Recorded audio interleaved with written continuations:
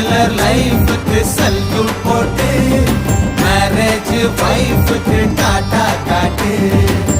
கடலில் விழுந்தா காப்பாத்தலாம், மலையில விழுந்தா காப்பாத்தலாம், நெருப்புல விழுந்தா காப்பாத்தலாம். நீ மேரேஜ் லைஃப்ல மூழ்காதடா, எஸ்கேப் ஆகத்தான் வழி இல்லடா.